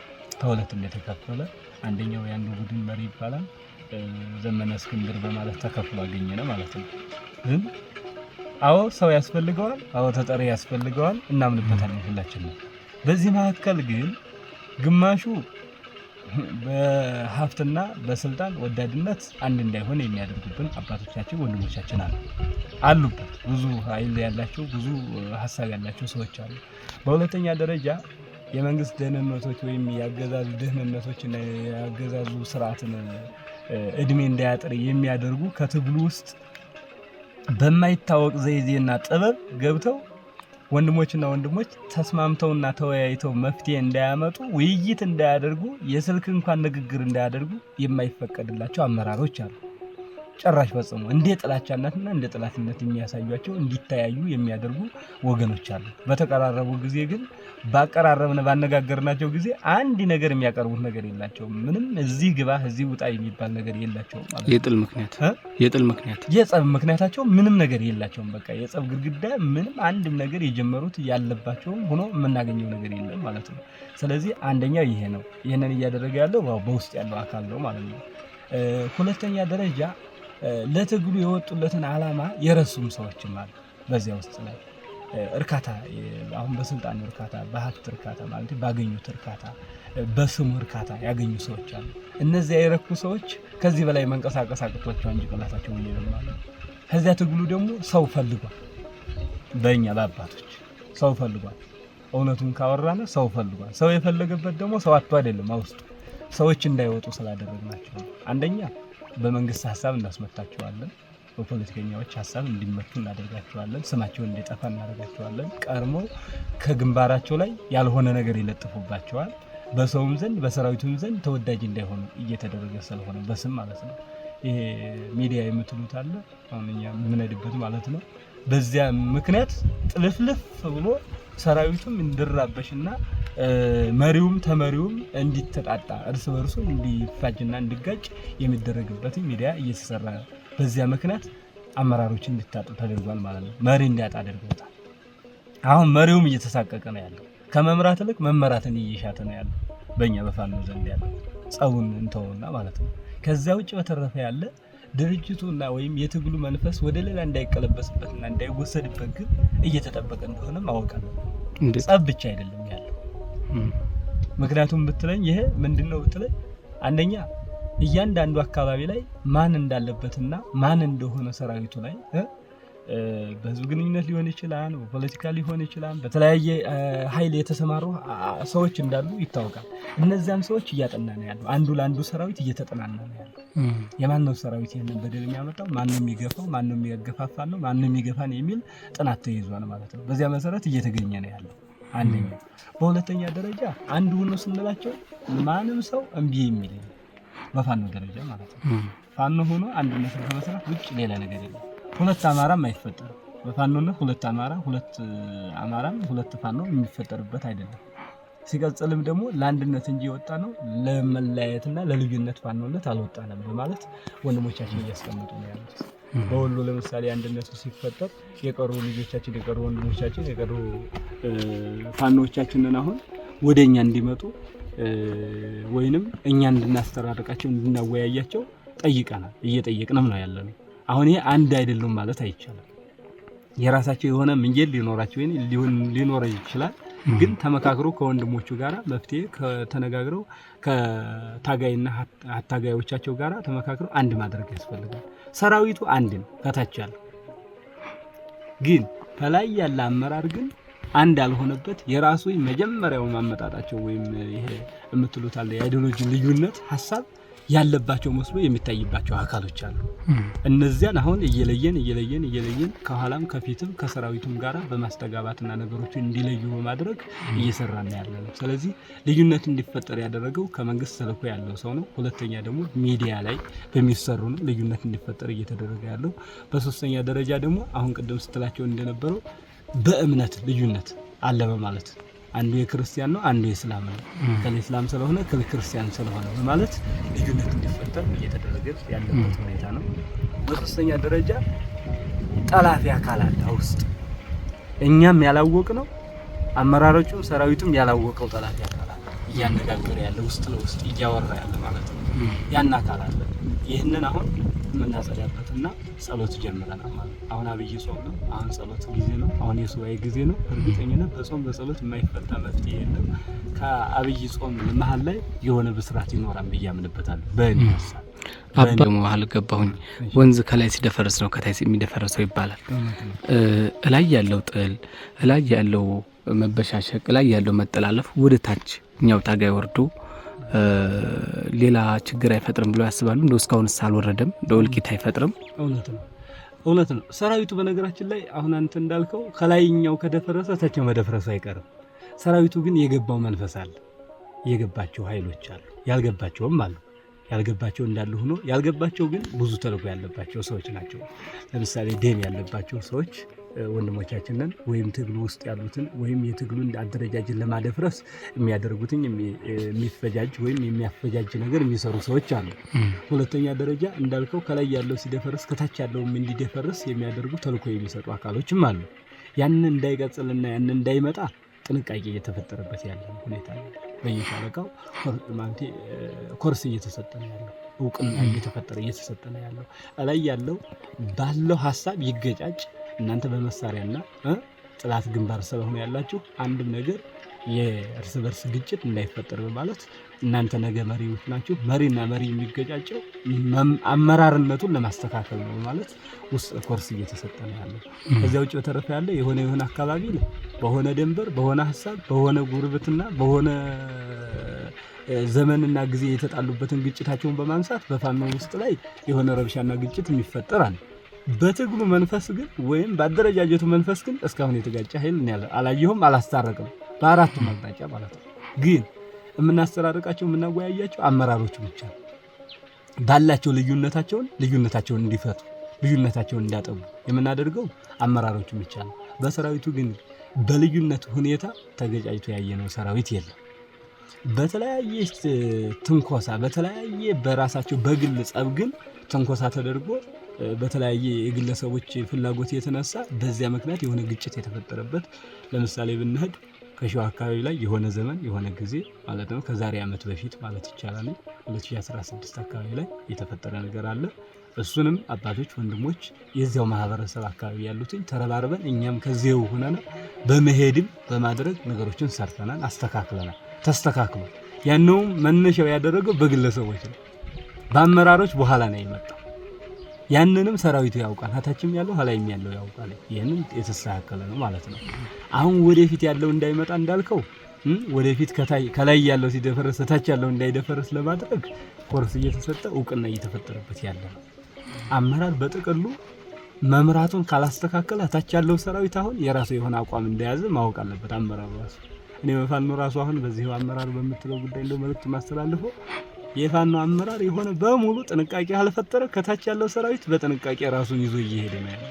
በእርግጠኝነት አካል ልከነ የሆነ ነገር ካላደራረግናቸው በቀር አመራሩን አሁን ሰራዊቱ በበታች ያለው እየያዘ ያለበት ሁኔታ ነው ያለው። ለምን እንዳታረጉንም ብሎ ሁላ ጥያቄ ያነሱ አሉ። ማታታግሉን ከሆነ እኛ ራስ በራሳችን ተዋደንና ተፋቅረን ትግላችንን በጀመርን እንጨርሰዋለን በማለት መንገድ እየሄደበት ያለ ነው። ይሄንን እኛ አባቶችም ወንድሞችም የምንደግፈው ሐሳብ ነው። ህዝቡም ሁሉም የሚደግፈው ሐሳብ ነው ማለት ነው። ምክንያቱም የወጣንበት ዓላማ ለማንም ሳልሆነ ድረስ ሲቀጥል ታጋይና አታጋይ የማንም አይደለም። ትግሉ ያማረ ነው፣ ታጋዩ ለአማራ ነው። ትግሉ የኢትዮጵያ ነው፣ ታጋዩ ደግሞ የኢትዮጵያ ነው። የሚታገልለት ሐሳብና ዓላማ ስላለው ማለት ነው እንጂ የሰዎቹ ዓላማ አይደለም ይዞት የተነሳው። ሲቀጥል በቅሎውን፣ በጉን፣ ፍየሉን ሲቀጥል ደግሞ ባጃጁን ሽጦ ነው ክላሹን ገዝቶ ተተኳሹን ገዝቶ እየተዋጋ እየተጋደለ ያለው። ማንም የሚያዝበት ሐሳብ እንደማይኖር ማወቅ ያለበት ነገር ማለት ነው። አባታችን ታዲያ ለምን መልካም መሪ ማፍራት አልቻለም? ሰራዊቱ በዚህ ልክ መልካም ከሆነ በዚህ ልክ እስካሁን ጠብቆ ያዘው ታች ያለው ሰራዊት ከሆነ ለምን ከላይ ያለው መግራት አልቻለም? ትክክል። ከታች ያለው ወደ ላይ ያለውን እንዳይናገር አንደኛ በአፋቸው በመላሳቸው በእውቀታቸው የተነሳ እታይ ያለውን ሲገስጹ ሲመክሩ ሲያዋቸው ተመካክረው የሚመሯቸው መስሏቸው ነው የሚታየው። እኔ ከራሴ ጀምሮ በምላሱ በአፉ ባንደበቱ ሲናገር መክሮ ራሱ ለኔ ብቻ እንኳን አይደለም ለራሱ ለኔ ራሱ የሚሆነ ይመስሎ ነው የሚታየው። ያው በመምከር ያው ስለሚታወቅ ሁሉም ሰው ማለት ነው። ስለዚህ ምክርን ሲመክሩ እውቀት ያላቸው መግባባት የሚችሉ ራሳቸውን መርተው እኛን የሚመሩን መስሎ ስለሚታየው ሰራዊቱ ላይ ያለውን የማየት ብስለት አልነበረም እስካሁን። አሁን ግን የማየት ብስለት አይናችን እየተገለጸ ወይም አይኑ እየተገለጸ ነው ያለው ሰራዊቱ ማለት ይቻላል። እየሞተለት ያለው እየሞተ ያለው ወንድሙ እስከሆነ ድረስ ማለት ነው። አመራር በምንም ተአምር ቢሆን እንደው ሁሉም ይሞቱ አለለም እየሞተ የሚያሳየው ብዙ ጊዜ ሰዓት በፊት አካባቢ ላይ አመራር ነበር እየሞተ የሚያሳየው። አሁን ደግሞ ሌላ ነገሮች እየሆነ እየታየ ነው ያለው። ታርጌት እየተደረገ ያለው ወክልና ካልወሰርኩልህ አንተ ሰራዊቱ ነው ወይም የኛ አደረጃጀት ይጠፋን በማለት ብቻ የራሱን ፍላጎት በሆነ ይስምና በሆነ ሰበብ እያሳበቡ ሰራዊቱ እንዳይስማማና እንዳይፋቀር እየተደረገ ያለበት ምክንያት ሰራዊቱ እያወቀ ነው ያለው። ስለዚህ አንድ የአማራ ፋኖ ሰራዊት አንድ ካልሆነ አንድ የአማራ ፋኖ አመራር አንድ ካልሆነ ሰራዊቱ አንድ ሆኖ አመራሩ የራሱ የሆነ መንገድ እንደሚሄድ እርግጠኛ ሆነ እያረጋገጠን ነው ያለው። ሰራዊቱ በየቦታው ያለው በአራት ማቅጣጫ ያለው ሰራዊት ይደውላል ለኛ ይነግረናል። ቁርጥማ ተወስቱ ከሆነ አባቶች ማታወግዙ ከሆነ ከውስጥ ሆናችሁ አውግዙ ከውጭ ሆናችሁ አውግዙ እያልን ማታወግዟቸው ማትናገሯቸው ከሆነ ማታስተካክሉ ከሆነ በእናንተ እኛ በአመራሮቻችን ላይ የራሳችን መንገድ የምንሄድበት መንገድ ይኖራል በማለት ሰራዊቱ እየሄደበት ያለ መንገድ አለ። እንዲያስተካክሉ እየመከርና ነው ያሉት። እንዲመከሩ እንፈልጋለን። የማያዩን የማያውቁን የማይሰሙን ወንድሞቻችን አባቶቻችን ካሉ መሪዎቻችን ካሉ እንዲመሩ በአግባብ እንዲመሩ በአግባብ እንዲሰሩ በአግባብ እንዲስማሙ እንዲስተካከሉ እንዲወያዩ እንመክራለን ማለት ነው። ስለዚህ ሰራዊቱ አይኑን አሁን እያየ ነው ያለው እየተገለጸለት ነው ያለው ማለት ነው። ምክንያቱም መርቶ መምራት የሚችል አባል አላታቸው ማለት ነው። መርቶ ሰርቶ መርቶ መኖር የሚችል አካል አለ። ግን ከታይ ደብቀ ነው። አሁን አዋቂው ከታይ ተደብቋል። ግን በትግል ልምዳቸውና በእውቅናቸው መሰረት ላይ ደግሞ ያደረግናቸው ሰዎች አሉ። እውቅና ያልተሰጣቸውና ደግሞ የትግል ቆይታ የሌላቸው ወንድሞቻችን ደግሞ አሉ። እነዚህ ወንድሞቻችን ደግሞ እያወቁ ዝም ያሉ ሰዎች አሉ ወይ ዝም ያሉ አባቶቻችን አሉ። ስለዚህ እነሱን ከፍ ለማድረግ ዝግጅት እየተደረገ ነው ማለት ነው። ስራ እየተሰራ ነው ያለው። ያን የማይደረግ ከሆነ ያው ይሄ ህዝብ ምን እንደሚሆን ይሄ ሰራዊት ምን እንደሚያደርግ የራሱ የሆነ ውሳኔ ከፈጣሪም ከራሱም ጋር እየተወያየ ነው ያለው ማለት ነው። ስለዚህ አመራር እንዲስተካከል እንፈልጋለን ማለት ነው። ስለዚህ በዚህ ሂደት ግን ትግሉ ተጓቷል ማለት ይቻላል። እንደው አንዳንድ ሰዎች የሚያነሱት ነገር ነው። አዎ ትግሉ ተጓቷል፣ በተጀመረበት ፍጥነት አይደለም እየተመዘገዘገ ያለው ወደ ኋላ ተንቀርፍፏል ይላሉ። ትክክል። አዎ ትግሉ ወደ ኋላ እያለበት ያለው ምክንያት አንደኛ አማራ በጥቅሉ በጣም ሴራ ተሰርቶበታል ብዬ ነው የማምነው። ያው ስለምታውቁ ማለት ሴራ የተሰራበት ምክንያት ደግሞ መሪ ሆኖ ተንጠልጥሎ በቃ ከስራ ላይ ሲደርስ ከመሪነት ደረጃው ሲደርስ መስራት አይችልም። አብዛኛውን ስናየው ማለት ነው። ከመጀመሪያውም እጥንትም ጀምሮ ማለት ነው። እጥንትም ጀምሮ ስንል አሁን ባለንበት ወይም ከዚች ከ50ዋ ከ30ዋ እድሜ ጀምሮ ማለት ነው። ከዚያ በፊት የነበሩት አባቶቻችን እንኳን አይደለም ኢትዮጵያን ዓለምን መምራት አፍሪካውያንን ያስከበረ አውሮፓውያን በሙሉ ያስደመመ ስራ አባቶቻችን ሰርተዋል። አማራ ተብሎ ማለት ነው እንጂ አማራ ተብሎ ያዋረደ ስራ የሰራ አመራር እኔ በመጽሐፍ ቅዱስም በታሪክም አላነበብም። ታሪክ ያላቸው አባቶቻችን ወንድሞቻችን ናቸው ያሉ። አሁን ያሉት ደግሞ ከሚያስከብሩን ይልቅ የሚያዋርዱን አመራሮች ተፈጥረዋል። ለምን ብትለይ የሚታለሉ ይበዛሉ። እንታለላለን፣ በቃላት እንታለላለን፣ በገንዘብ እንታለላለን፣ በአስተሳሰብ እንታለላለን፣ በአዲስ ነገሮች እንታለላለን። በዚህ በትንንሽ ነገሮች በቁሳቁስ ነገሮች የምንታለል አመራሮች አለን ብዬ ማምነው አለን። ስለዚህ እነዚህ አመራሮች አሁን እንዳልከው አንተ ወደ ራሳቸው ህሊና ተመልሰው አመራር እንዲሆኑ እንፈልጋለን። መፈለግ ብቻ አይደለም እንዲሆኑም የምንጠራው ነገሮች አሉ። ስለዚህ ሀሳብ እንዲቀየስ ትግሉ እንዲጓተት ያደረገው አማራ ላይ የተሰራው ሴራ አመራር እንዳጣ ስለሆነ የተጀመረው ሀሳቡ ማለት ነው። መሪዎች ተገለዋል፣ ተናጋሪዎች ተገለዋል፣ አዋቂዎች ተገለዋል፣ ታስረዋል።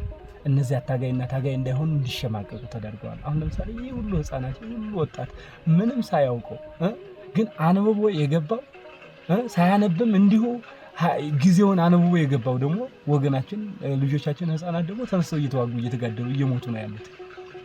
እነዚያ ደግሞ አንብበው ደግሞ መንግስት ጋር ወይም እጎን ቆመው ደግሞ ያሉ ደግሞ እያወቁት ሴራውን እያወቁት ሁኔታውን ተኝተው ያሉ ወገኖች አሉ።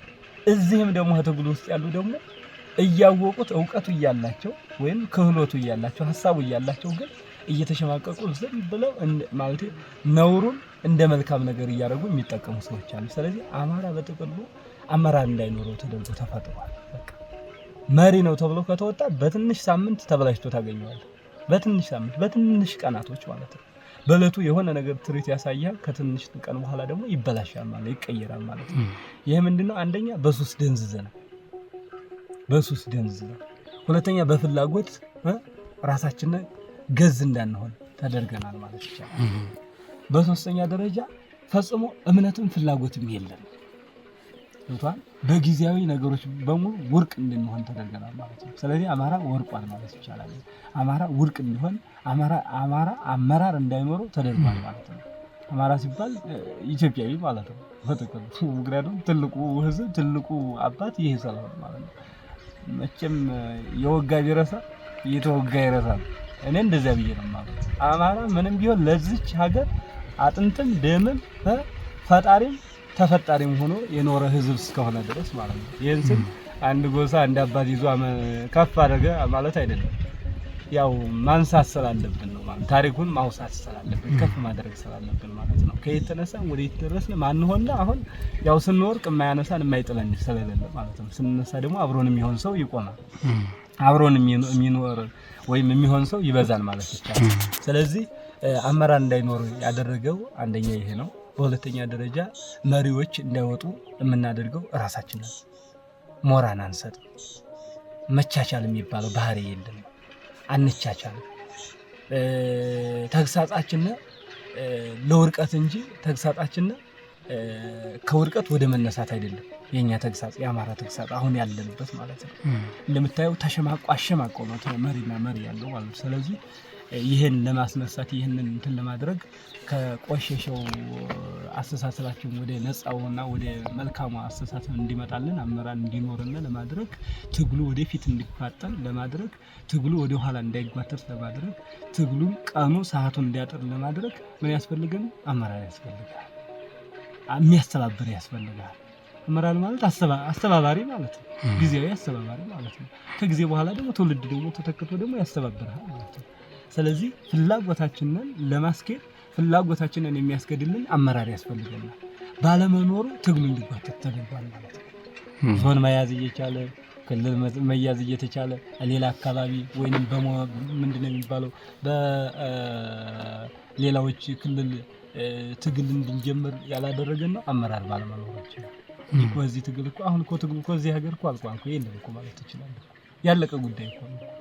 ውሸት ወይንም የሆነ ነገር እንዳይመስል በእርግጠኝነት ለምን ብትለኝ የኛ ጥንካሬ የኛ ዕውቀት የኛ ሐሳብ ከፍ ቢል ሁሉም ታጋይ ሁሉም በመንግስት ቁመና ውስጥ ያለው ሰው ወደኛ እየመጣበት ያለ ሁኔታ ነው ያለው። በየቀኑ የሚፈርሰው በየቀኑ የሚባክነውን ኃይል በየቀኑ የሚባክነውን ኢኮኖሚ በመንግስት ያለውን እኛ ነን የምናውቀው። ከኛ ግን አይባክንም። ደስ የሚያደርገው ነገር ትግሉን ቀኑ ጎተት ነው እንጂ ለኛ የሚጠቅመን ነገር እያገኘን ነው። የሚጠቅመን ነገር እያያዝን ነው። የሚጠቅመን ነገር እየሰራን ነው ያለው። ለምን ብትለኝ በዚህኛው አመራሮቻችን ቢፋጁብን ወይንም አንድነትን ባይፈጥሩልን አንድነትንም ባይፈጥሩ በዚህኛው ግን የመንግስትን ኃይል ማድረግ ባለብን ልክ ትግል ባይደረግ የሐሳብ ትግሎችን እየተደረገ አሸናፊ እየሆነ ያለበት ሁኔታ ነው ያለው ማለት ነው። ስለዚህ ትግሉ እንዳይሄድበት ያደረገው አንደኛ ምክንያት ህዝቡ አይተባበርም። ከሚተባበረው የማይተባበረው ይበልጣል ማለት ትችላለህ። ለምን ብትለኝ የሆነ ስም ሲሰጥ የሆኑ ታጋዮች ወይም የሆነ አካል የሆነ አመራር የሆነ ነገር ሆነ ወይም ልዩነት ተፈጠረ ሲባል ትግሉን እንደገና የመርሳት የማቀዝቀዝ ይሄ ጭራሽ ፈጽሞ ማለት ለዚያ ነገር ሊያሳጣን የሚችል ነገር አይደለም። በቃ ይሄንን መተው አለበት። አንደኛ ይሄ ነው። ሁለተኛው ደረጃ ታጋዩና ታጋዩ በየጊዜው የነበረው ሞራን ይዞ አለመሄድ ጊዜውን እንዲያጓትት የተደረገው ማለት ነው። በሶስተኛ ደረጃ ያው አንድነት ባለመፍጠራችን አንድነት መፍጠር ማለት አለመፍጠር ማለት ምን እንደሆነ ስለሚታወቅ ማለት ነው። በአራተኛ ደረጃ እያንዳንዳችን ያለንን ክህሎታችንን ተጠቅመን በየጊዜው መስዋዕትነት አድርገን ራሳችንን መስዋዕት አድርገን የህዝባችንን ጭንቀትና የሀገራችንን ሰላም ለማምጣት እርስ በርሳችን ተቀራርቦ ባለመመካከርና ባለመወያየት ወደፊት የምንሄድባቸው መንገዶችን ባለማዘጋጀታችን ጊዜው እንዲረዝም አድርጎብናል ማለት ነው። ስለዚህ በዚህ ልክ ነው ማለት ነው ያለ ያሳይ አባታችን መልካም አመራር እንዲወጣ ፋኖ ወደ አንድ ሆኖ በአማራ ህዝብ ላይ የተደቀነውን አደጋ እንዲበክት በየቀኑ አሁን እኔና እርሶ እያወራን በርካታ ህጻናት እየተገደሉ ነው በከባድ መሳሪያ። እኔና እርሶ እያወራን በክልሉ ውጭም በርካታ የአማራ ተወላጆች በገፍ እየተፈናቀሉ ነው፣ እየተገደሉ ነው። ሁሌም በየደቂቃዋ በየሰከንዷ ባለፈች ቁጥር ሞታችንን እያራዘምን ነውና ይሄ ነገር ባጭር እንዲቋጭ ህዝባችንም እፎይታ እንዲያገኝ ፋኖም ወደ አንድ መጥቶ ትግሉ በከነዳ መልኩ እንዲቋጭልን ከማን ምን ይጠበቃል አባታችን? በትክክል ነው። እንግዲህ እኔ ከማን የሚጠበቀው የሚለው አንደኛ ከራሴ ይጀምራል ብዬ ነው የማምነው። ምክንያቱም ሰው ከራሱ ስለሆነ መጀመር ያለበት ትግስተኛ መሆን ያስፈልገናል። ጥበበኛ ጠቢበን መሆን ያስፈልገናል። ትግል የሚመራ ሰው ጥበበኛ መሆን አለበት ብዬ ነው የማምነው። ጥበበኛ ስንሆን ደግሞ ከሰው መለየት አይደለም፣ ከሰው መቅረብ ነው። ከጥላት ምን ትማራለህ? መልካም ነገር ወይም ክፋትን ትማር ትችላለህ። ከጥላት የተሻለ ስራ መስራት አለበት ብዬ ነው የማምነው። ህዝብን ነፃ የሚያደርግ ነገር መስራት እንዳለባቸው ለልጆች መልእክት አስተላልፋለሁ። መጀመሪያ ለአመራር እንዴት ብትለኝ አማራ ላይ የሚደረገው በደል ወይም ኢትዮጵያውያን ላይ የሚደረገው በደል ቶሎ ለመቅረፍ ቶሎ ለፈጥኖ ለመድረስ ምን ያስፈልገናል ማለት ነው? እኛ ራሳችንን ለመልካም ነገር የጋራ ነገር ሊያደርገን የሚችል ስራ መስራት አለብን። ጥሪ መደራረግ አለብን። መነፋፈቅ አለበት። አመራር ለአመራር ተነፋፍቆ ወንድሞቻችን የጋራ ማስተባበርን ስራ ሰርተው ይህንን ትግል ወደፊት እንዲቋጩልን እንፈልጋለን። ጥሬን አስተላልፋለሁ ማለት ነው። ከዚያ ውጭ በተረፈ ያለ የግል ፍላጎት፣ የግል ሐሳብ፣ የአይዲዮሎጂ ልዩነት ያላቸው ወንድሞቻችን ከሐሳብ እንዲርቁ እንፈልጋለን። ከእንደዚህ አይነት ሐሳብ አይደለም የወጣ ነው። ለትግሉ የወጣ ነው ለዚህ አይደለም። የምንም ልዩነት ኖሮን አይደለም። በመገደላችን በመሞታችን ከሰውም ለየት ተብለን በማህተባችንና በአማራነታችን ስለተገደልን ብቻ። ሲቀጥልም ደግሞ ኢትዮጵያውያን ብርቁስቁሳቸው ወጥተው ተከፋፍለው በቋንቋና በቋንቋቸው ተከፋፍለው አገር ተብለው ሊለያዩ ስለሆነ ይሄንን አንከፍልም በማለት የወጣን አማራዎች ስለሆነ ማለት ነው፣ ወይም ኢትዮጵያውያን ስለሆነ ይሄንን አንድ ለማድረግ ፈጥኖ ለመድረስ አንድ መሆን ያስፈልገናል ማለት ነው። ልዩነታችንን ከህሊናችን ማጥፋት አለብን። እንደማይጠቅመን የተወገዝንም እንደሆነ እንዳገዛዙ ስርዓት ማለት ነው፣ እንዳገዛዙ ምንድነው አስተባባሪዎች የተወገዝና አካሎች እንደሆነ ማወቅ መረዳት አለብን። ይሄንን ተረድተን ሐሳባችንን እንድትቀበሉ ልጆቻችን እንፈልጋለን። ስለዚህ እኛ የምናስበው ብቻ ሳይሆን ትውልዱ የሚያስበውን ማዳመጥ ያስፈልገናል። ከወገን ምክር መስማት ያስፈልጋል። ዝቅ ብለን ከሰራዊቶቻችን ችግሮቻችንን መፍታት ያስፈልገናል። ተቃራኒ ሆኖ ከቆመው ወገንም ላይ ውይይት ማድረግ ያስፈልጋል። ተቃራኒ ስንል በምንድነው? በሐሳብ ልዩነት ያላቸው ወንድሞቻችን ጋር ማለት ነው። እነሱ ጋር ውይይት አድርጋችሁ ለአማራ ራዕይና ርችት እንድታሰሙ ጥሪያችንን እናቀርባለን ማለት ነው። ከዚያ ውጭ በተረፈ ያለ ለታሰሩ ወንድሞቻችን፣ ለሚገደሉ ህፃናት፣ ለሚሞቱ ባልቴቶች፣ እናት አባት ወንድሞች እናት አባቶቻችንን በመንቀብርበት በመንጦርበት ሰዓት ጦርነት ወተን ግንባርን ለጥይት ሰጥቶ ያለ ሰራዊት እናት አባቶቻችን ጧሪ አልቦ በቤታቸው እንጨት የሚያቀብላቸው አጥተው የሚሞቱ አያቶቻችን ወንድሞቻችን አሉ፣ ወገኖቻችን። ለነሱ ለመድረስ ሰዓቱን ለማሳጠር እኛ ራሳችንን ትክክለኛ ሰው ማድረግ አለብን ማለት ነው። ሰው መሆን ስለሆነ የመጀመሪያ የሰው ህሊናችን ማለት ነው። ስለዚህ አመራር የሆነም ሰራዊት የሚሆነው በሙሉ ሰው መሆን ያስፈልገናል ማለት ነው። ስለዚህ ፍላጎታችንን ማስወገድ አለብን። ጥሪና አስተላልፋለሁ ማለት ነው። ከዛ ውጭ በተረፈ ያለ እግዚአብሔር እንዳጸናቸው የምንፈልገው የታሰሩ ወንድሞች የታሰሩ በተለይ በኢትዮጵያዊነት በአማራነት በማህተባቸው አንገታቸውን ራሳቸውን የሰጡ የተሰዉትን የሰማዕታትን ዋጋ እንዳድል ያሉትን ደግሞ በህይወት ይሄን ዘመን አሸናፊ የነሱ ዘመን ሆኖ እውነትን ሰርተው እውነተኛን ታሪክ አስቀምጠው በእውነት ይህን ዘመን በሞት ሳይሆን በህይወት እንዲያገኙት እንዲደርሱ ጥሪና አስተላልፋለሁ። በህይወት ትደርሳላችሁ፣ ተስፋ እንዳትቆርጡ፣ በያላችሁበት እንድትጽናኑልኝ ይፈልጋለሁ ማለት ነው። እኛ አባቶቻችሁ፣ እኛ ወንድሞቻችሁ፣ እኛ ልጆቻችሁ ቆሻሻችን ስንበደላችን ተሳስበን ተነጋግረን ተወያይተን የሆነ ነገር እናደርጋለን ብዬ ነው የማምነው። ልጆቻችንን በዚህ ልክ መልካም እንደሆኑ አምናለሁ። ከፍራቻነት ስለሆነ ልዩነት እየፈጠሩ ያለው ማለት ነው። ያንንም እናጠፋለን በጸሎት በጾም ማለት ነው። የቅዱሳን አምላክ የአባቶቻችን የኢትዮጵያ አምላክ ስለማይረሳል ዝም ስለማይለም ማለት ነው። እናንተም እንድትጣኑ እንፈልጋለሁ ማለት ነው። ከዛ ውጭ በተረፈ ያለ በውጭ ያሉት አባቶቻችን በውጭ ያላችሁ በሚዲያ ሆነ በሀብት በተለያየ ሐሳብ የምትደግፉት የምትተባበሩ ለትግሉ ወገን የሆናችሁ ወንድሞች የሆናችሁ ይህ ህዝብ የኛ ነው እኛ ነን ብላችሁ የምትታገሉ ወንድሞቻችን ከክፉ ምንድነው የሚባል መልእክት ማስተላለፍ እንድትቆጠሩ፣ ለአንዱ ደጋፊ ለአንደኛው ደግሞ ሌላ አካል ሆናችሁ እንዳትቀሩ ወይም ተሳዳቢ ክፍል እንዳትሆኑ አደራችሁን። እስከዛሬ ለነበረው ይቅርታ ጠይቁ፣ ለሚመጣው ደግሞ ራሳችሁን ጠብቁ። ምክንያቱም ስለማይጠቅመው ለትግሉ ማለት ነው። ይህንን መልእክቴን በደንብ አዳምጣችሁ በደንብ አባቶቼ እንደ አባትነት እንድትሰሙ ማለት እንደ ሌላ እንዳትፈርጁ፣ እንደ ሌላ ሐሳብ እንዳታስገዱት ማለት ነው። ምክንያቱም ስለማይሆን ማለት የምታቀብሉት፣ የምትሉት፣ የምታወሯቸው፣ የምትናገሯቸው ነገር ብዙ ነገር ይጠቅማል፣ ብዙ ደግሞ የማይጠቅም ነገር አለ። በመንናገረው እውነት አልቀበለን አላችሁ ለምትሉት ነገር በሚዲያ ስለተናገራችሁ ምንም ነገር ተቀባይነት ሊኖር ይችላል። ግን በምትሰዳደቡበት ልክ ብዙ ማህበረሰብ ብዙ ህዝብ እያጣን ስለሆነ ብዙ ምሁራን ወንድሞቻችን እየራቁ ስለሆነ ጥሩ መልእክት ማስተላለፍ ብቻ በህሊናችሁ እንድትጨምሩ እናንተ እንድትጠነቀቁ ነው። ትግሉን የምትደግፉ አባቶች በሙሉ ድጋፋችሁ እንዳይቋረጥ፣ ተስፋ እንዳትቆርጡ። ተስፋችሁ እየለመለመ ቁጭት ላይ እየደረሰ ነው ማለት እየቋጨን ነው ማለት ነው። ጊዜው በጣም ጥሩ ነገር ላይ ነው ያለነው። ስለዚህ እኔ የምለው ለዚህ ትግል ብዙ ነገር ዕውቀቱ ስላላችሁ፣ ብዙ ምሁራን ስላላችሁ፣ ብዙ ወንድሞች ስላላችሁ እስካሁን ስትደግፉት የነበረውን ሐሳብና ሀብት ወይንም እገዛ እንዳትነፉ፣ ወደ ኋላ እንዳትሉ ጥሬን አስተላልፋለሁ።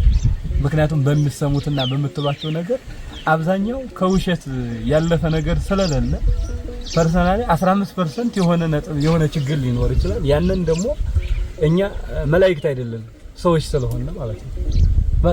ትግል እየታገልክ ስለሆነ የምትታገሉ ማለት ነው። ትግል ስለሆነ የወጣ ነው። እናንተ በውስጣችሁ እንድታስቡበት ማለት ነው።